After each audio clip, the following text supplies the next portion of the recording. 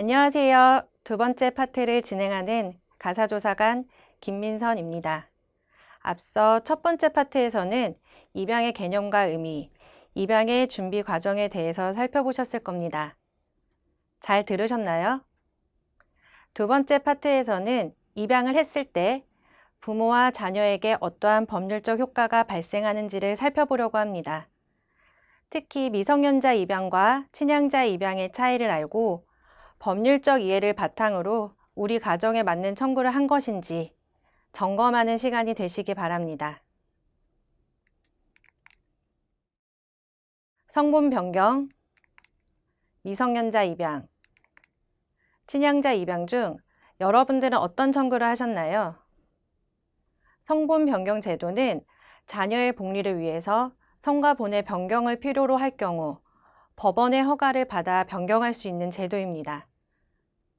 성분 변경은 부모 자녀 관계를 형성하는 것이 아니라 자녀의 성을, 본을 변경하는 것으로 성분 변경을 한다고 해서 자녀와 부모 간의 신분 관계가 바뀌는 것은 아닙니다. 법률적으로 부모 자녀 관계를 형성하는 것은 입양 제도를 통해서 가능합니다. 미성년자 입양의 경우에는 민법에서 말하는 일반 입양과 같은 의미이며 친양자 입양은 변화하는 가족 현실을 반영하고 보완하기 위해서 2005년도 민법 개정으로 새롭게 도입된 제도입니다. 친양자 입양은 법적으로 뿐만 아니라 실제 생활에 있어서도 우리 입양 자녀가 양부모의 친자녀와 다름없는 신분 관계가 형성되게 됩니다. 따라서 성분 변경 절차를 거칠 필요가 없고 친부모를 포함한 입양 전 가족들과의 관계가 종료되는 등 강력한 입양 제도라고 볼 수 있습니다. 우리 아이를 위한 최선의 선택이 무엇일지 좀 더 구체적으로 살펴보도록 하겠습니다. 재혼가정의 자녀가 양부와 성이 달라서 또는 형제 간의 성이 다른 문제로 사회생활에 어려움을 겪거나 서류 제출 등의 불편함 때문에 입양을 고려하셨다면 성분 변경만으로도 충분할 수 있습니다.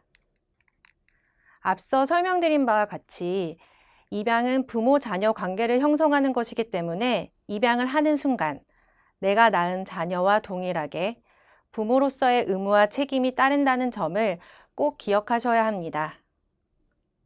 또한 가족이 되는 것은 일반 입양으로도 충분히 가능하기 때문에 굳이 친생 부모와의 관계까지 단절할 필요가 없을 수도 있습니다. 일반 입양, 즉 미성년자 입양을 할 것인지 친양자 입양을 할 것인지는 아이와 양부모, 그리고 친부모와의 관계를 고려해서 신중하게 결정해야 합니다.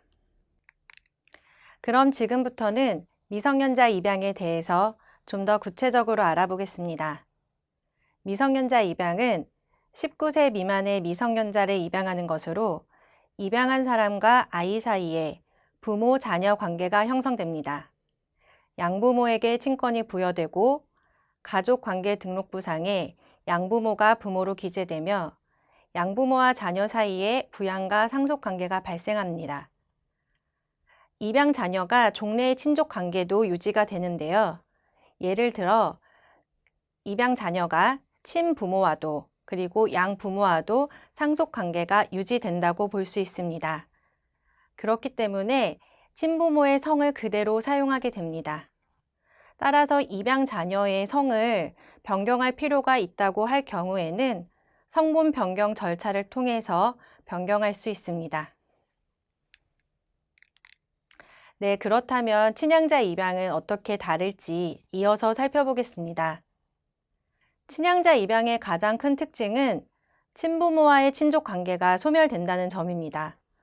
따라서 아이와 친부모와의 상속, 부양 관계 등 법적 책임과 의무가 사라지게 됩니다. 즉, 친양자 입양은 입양한 사람과의 사이에서만 친부모, 자녀 관계가 존재하게 되고 입양을 하게 될 경우 친자식과 같은 효력이 발생하기 때문에 친양자 입양이 허가되면 당연히 입양 자녀의 성도, 양부의 성으로 바뀌게 됩니다. 미성년자 입양과 친양자 입양의 공통점과 차이점에 대해서 다시 한번 정리해 보겠습니다. 두 입양 모두 입양 자녀의 나이는 19세 미만의 미성년자여야 합니다. 법률적인 방법으로 부모-자녀 관계를 형성하고 부양과 상속 관계가 발생하게 되며 입양 자녀의 친권 및 법률적 보호자는 양부모가 됩니다. 더불어서 가정법원의 허가로 결정된다는 점, 친생 부모의 동의가 필요한 절차라는 점이 두 입양의 공통점입니다. 두 제도의 가장 큰 차이점은 종래의 친족관계의 유지 여부에 달려 있습니다. 친양자 입양은 기존 친부모와 자녀의 법적 관계가 종료되고 자녀의 성과 본이 자동으로 변경됩니다. 뒤에서 좀 더 살펴보겠지만 파양의 경우에도 친양자 입양은 협의한다고 해도 파양할 수 없고 오직 재판을 통해서만 파양이 가능합니다. 따라서 입양 단계에서 신중하게 결정이 필요합니다. 이어서 살펴보면 친양자 입양은 혼인한 지 3년 이상인 부부가 공동으로 입양할 수 있으며 미혼자 입양은 불가합니다. 배우자의 자녀를 입양하는 경우에는 그 혼인 기간이 단축될 수 있습니다. 법적 효력의 시점과 관련하여 친양자 입양은 허가 즉시 효력이 발생하는 반면에 미성년자 입양은 허가를 받았더라도 신고 시점부터 그 효력이 발생한다는 점에서 차이가 또 있습니다. 지금까지 미성년자 입양, 친양자 입양의 공통점과 차이점에 대해서 살펴봤습니다.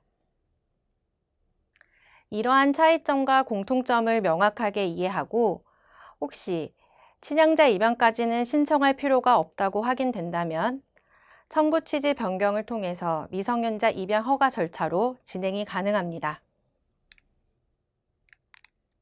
설명만으로는 어떤 것이 실제로 달라지는지 감이 잘 오지 않으실 수 있습니다. 지금부터는 가족관계 증명서 상에서 달라지는 부분이 무엇인지 증명서를 보면서 살펴보도록 하겠습니다. 먼저 자녀 입장에서 가족관계 증명서를 살펴보면 김 자녀의 가족관계 증명서입니다. 김 자녀가 미성년자 입양 허가를 받으면 가족관계 증명서의 가족사항란의 부란이 김 친부에서 이 양부로 바뀌게 됩니다. 이때 김 자녀가 양부와 성이 달라서 불편함을 느낀다면 성본 변경 절차를 통해 김 자녀에서 이 자녀로 양부와 같은 성으로 바꿀 수 있습니다. 같은 김 자녀라는 아이에 대해서 이번에는 친양자 입양 허가를 받는 경우를 살펴보겠습니다. 앞서 설명드린 것과 같이 가족 사항의 부란이 김 친부에서 이 양부로 바뀌고 성도 양부의 성에 맞추어 이 자녀로 성이 변경되는 것을 볼 수 있습니다. 이번에는 양부모의 가족관계 증명서 상에서 어떤 변동사항이 있을지 살펴보겠습니다. 양부모가 되고자 하는 이 양부가 미성년자 입양 절차로 김 자녀를 입양하게 되면 자녀로 원래 있던 이 동생 위에 김 자녀가 기재가 됩니다. 이때 자녀의 성을 바꾸는 게 필요하다면 성본 변경 절차로 김 자녀는 이 자녀로 성을 바꿀 수 있습니다. 마찬가지로 친양자 입양 절차를 통해 입양한다면 자녀란에 김 자녀가 아닌 이 자녀가 등재가 됩니다. 이번에는 이어서 입양관계 증명서를 살펴보겠습니다. 가족관계 증명서와 달리 입양관계 증명서에는 미성년자 입양이든 친양자 입양이든 친부모와 양부모에 대한 내용이 모두 기재되어 있습니다. 친양자 입양관계 증명서의 경우 다른 증명서와 다르게 가족, 그리고 본인에게도 발급이 제한되는데요.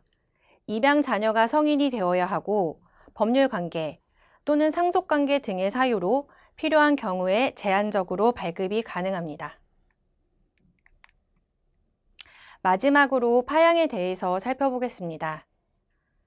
파양이란 입양 자녀와 양부모와의 관계를 해소하는 것을 말합니다. 파양에는 두 가지의 방법이 있는데요. 당사자들의 협의에 의한 파양과 재판을 통한 파양의 방법이 있습니다.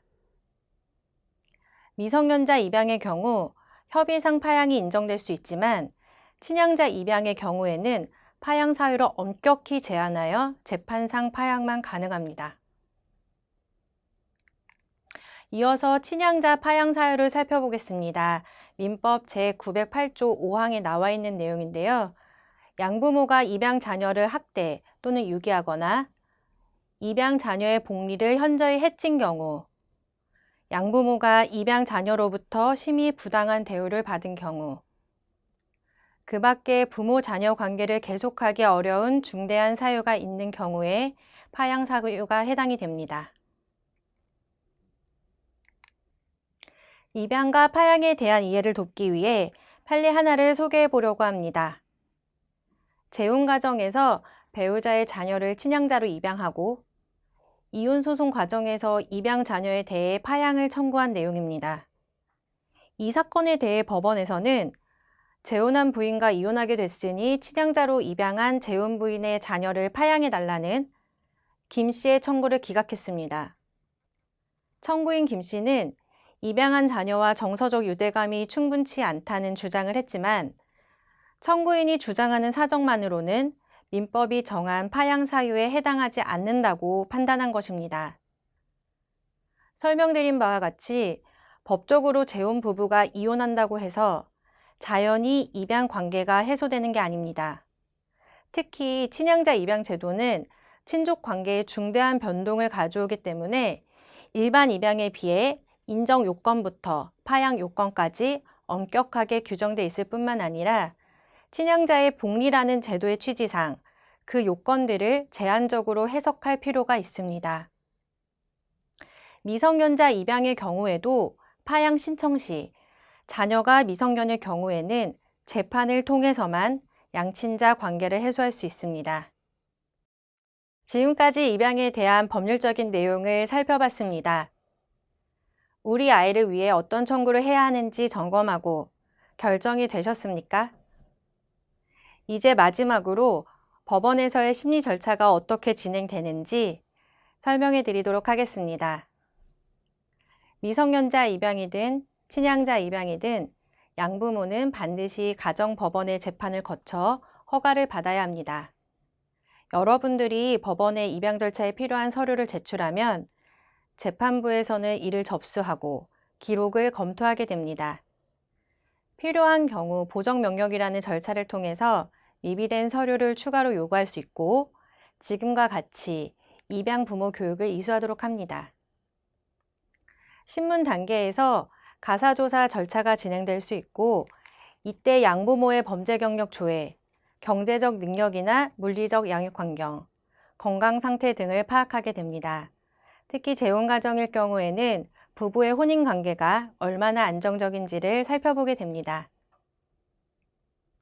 친부 또는 친모의 의견 청취 과정도 진행이 되는데 입양은 허가 요건으로서 친생 부모의 동의가 필요하므로 친가 또는 외가와의 관계 단절을 목적으로 하는 입양은 바람직하지 않다고 하겠습니다.